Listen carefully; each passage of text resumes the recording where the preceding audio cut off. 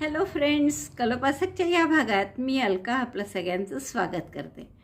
या भागात आपण मुहूर्ताचे जे आपण जुने आपल्या उपकरणं आहेत, खलबत्ता, वाटावर वंटा, जातं, या जशी पूजा करतो आपण मुहूर्ताच्या वेळेस, लग्न किंवा मुंजीच्या मुहूर्ताला, कामाचा मुहूर्त, तर आपण तसं त्याचं डेकोरेशन जे करतात त्यासाठी आपण या सगळ्या वस्तू करत आहे. पहिल्या भागात आपण जातं आणि नंतर पाटावर वंटा बघितला आहे. आता हा खलबत्ता, अगदी सोपा असा हा खलबत्ता आहे.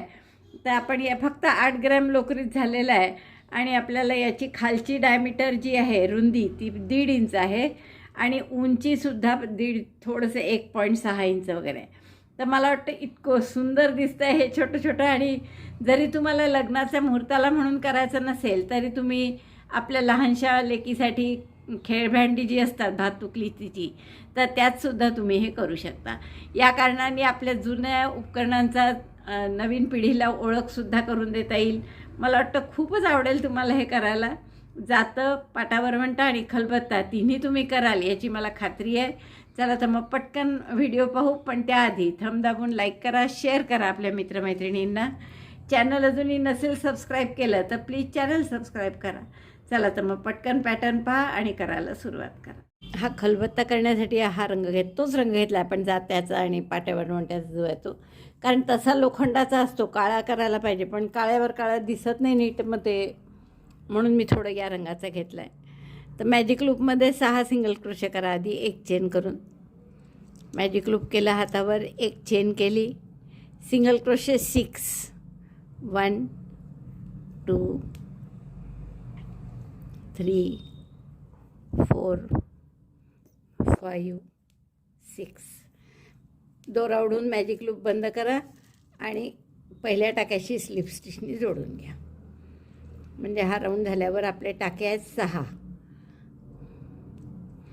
आता आपल्याला प्रत्येक टाक्यात 2-2 सिंगल क्रोशे असा दुसरा राऊंड करायचा आहे, म्हणून एक चेन केली आणि पहिल्या टाक्यापासून प्रत्येक टाक्यात single crochet 2 in each stitch. Second round म्हणजे स्टिचेस किती होतील आपले 12. तर आपण या पहिल्या टाक्यात मार्कर लावून घेऊ, single crochet 2 in each stitch.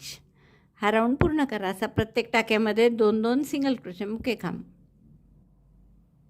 12 single crochet झाले. पहिल्या टाक्याशी पुन्हा स्लिप स्टिचने आपण बंद करतो आहे.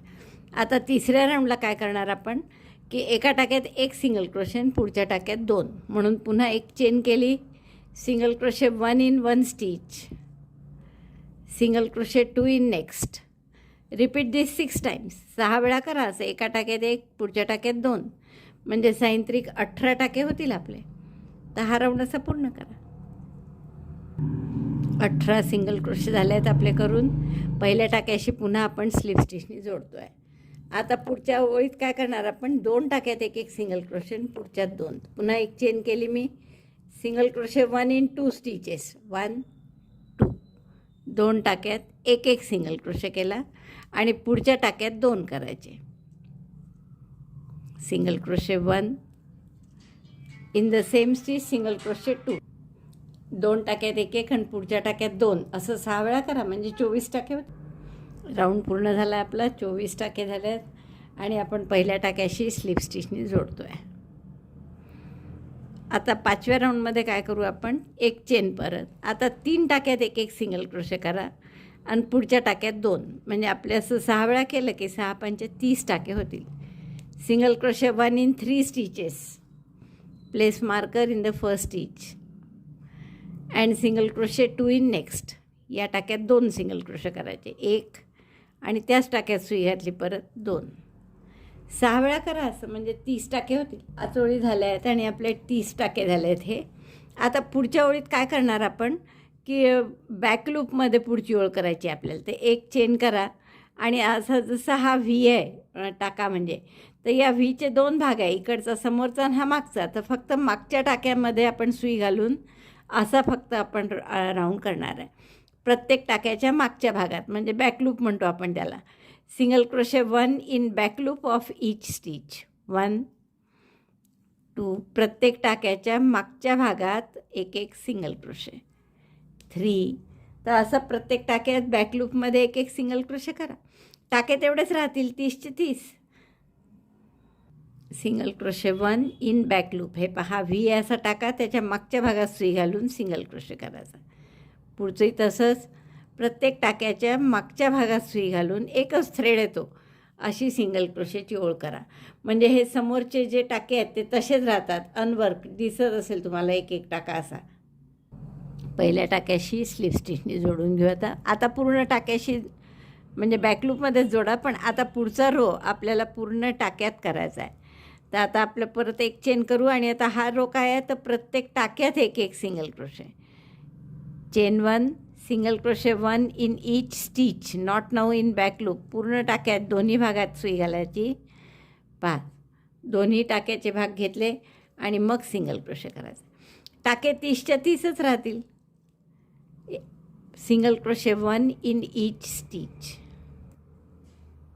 प्रत्येक टाक्यात एक एक सिंगल क्रोशे ही ओळ केली आपण आणि परत पहिल्या टाक्याशी स्लिप स्टिचने जोडतो आहे. आता पुन्हा हाच रो राऊंड रिपीट करायचा आहे. एक चेन आणि प्रत्येक टाक्यात सिंगल क्रोशे. 30 टाके होतात की नाही बरोबर मोजत जा. एखादा वाढला चुकून तुमच्याकडून तर कमी करा, नाही तर तो पसरट आकार चांगला नाही दिसणार.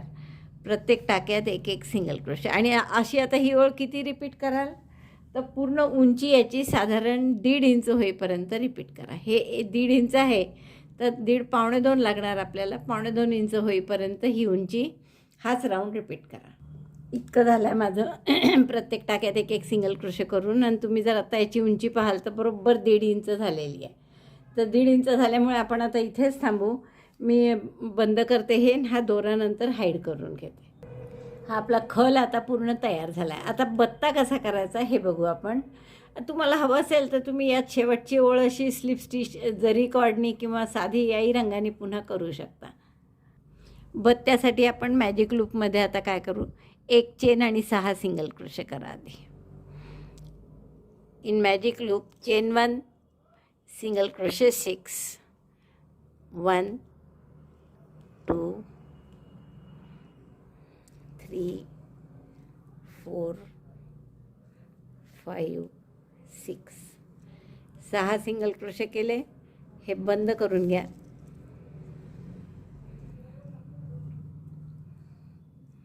पहिल्या टाक्याशी स्लिप स्टिचने जोडून घ्या. आता आपण 2 टाके फक्त यात वाढवणार. एक चेन केली मी, मग 2 टाके कसे वाढवू आपण, तर 2 टाक्यात एक एक single crochet. Single crochet 1 in 2 stitches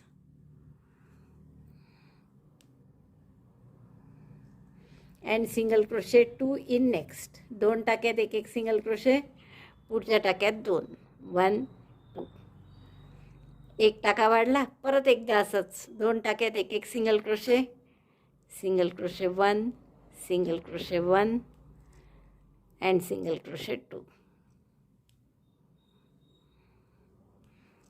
1 2.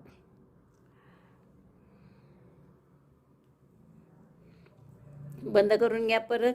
आता हे 8 टाके झाले आपले. आता हे 8च टाके आपल्याला विणायचे आहे. प्रत्येक टाक्यात एक एक सिंगल क्रोशे करून आपण सरळ करून घेऊ ही बाजू. Single crochet 1 in each stitch, chain 1 आणि प्रत्येक टाक्यात एक एक सिंगल क्रोशे. 1 2. तर साधारण हे 2 इंच करा. असं प्रत्येक टाक्यात एक एक सिंगल क्रोशे अशी आपली लांब कांडी तयार होईल समजा. तर ती 2 इंच होईपर्यंत करा, कारण आपण खलाची उंची 1.5 इंच ठेवली आहे, त्यापेक्षा अर्धा इंच जास्त. 3 4. प्रत्येक टाक्यात एक एक सिंगल क्रोशे. 8 टाक्यात 8 सिंगल क्रोशे झाले की मार्कर काढून स्लिप स्टिचने जोडून घ्या आणि पुन्हा एक चेन करून पुन्हा प्रत्येक टाक्यात एक एक single crochet. Single crochet 1 in each stitch. तसं आता जर आपण मोजलं तर हे जवळपास 2 इंच झालेलं आहे. पण आपण यात ठेवून बघितलं तर थोडं लहान आहे, अजून थोडं पाव इंच तरी, म्हणजे 4 ओळी तरी 3-4 ओळी अजून करायला पाहिजे. हे आपलं 2.5 इंच झालेलं आहे बघा. आणि बरोबर साधारण जेवढं हवं तेवढं झालं आहे आपल्या मापाला बघा, 2.5 इंच. आणि जर तुम्ही आता यात ठेवून बघितलं तर तेही व्यवस्थित होत आहे, जेवढं वर पाहिजे तेवढं. तर आता आपण काय करू, यात थोडासा कापूस किंवा फायबर भरून घ्या. तर हे असं तर जाणार नाही, आपल्याला सुईनी वगैरे मोठा करून घ्या हा टाका आधी.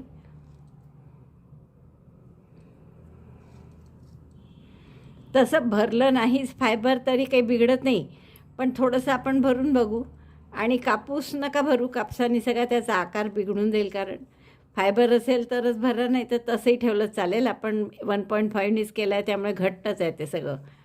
तर मी असं थोडंसं यात फायबर भरून घेते. हे इतकं बारीक होतं की यात फायबर भरणंसुद्धा कठीण झालं. आता आपण शेवटी वर काय करणार आहे, साधं बंद न करता याला असं प्लेन करणार आहे. म्हणजे गोल न ठेवता सपाट करून मग त्याला बंद करणार आहे. तर आपण हे जोडणार आहे. म्हणजे हे 8 टाके आहेत आपले, तर आपण 4 टाक्यांमध्ये सिंगल क्रोशे करून दोन्ही भाग जोडून घेऊ.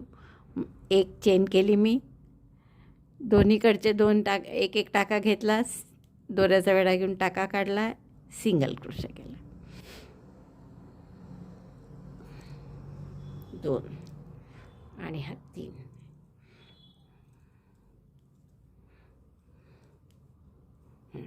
आता हा दोरा कापून घ्या आणि आपला हा खलबत्ता पूर्ण होईल. तर असा हा बत्ता आपला तयार झाला आहे. खाली गोल आहे. खरं हा अगदी सपाट पाहिजे गोल. आपण असं थोडं दाबू याला, पण जास्त काही करू शकत नाही आपण. आणि तसंही तो भाग दिसणारही नाही आहे. आणि हा छान वरती असा सपाट आहे. तर असा बत्ता आपण आणि खलात ठेवू आणि बघा की एवढं सुंदर दिसतं आपला खलबत्ता. तर असा छान खलबत्ता करायला तुम्हाला नक्कीच खूप आवडेल. आवडलं असेल तर लाईक करा, शेअर करा आपल्या मित्रमैत्रिणींना. चॅनल नसेल सबस्क्राईब केलं अजून तर प्लीज चॅनल सबस्क्राईब करा. व्हिडिओ बघितल्याबद्दल धन्यवाद. थँक्यू.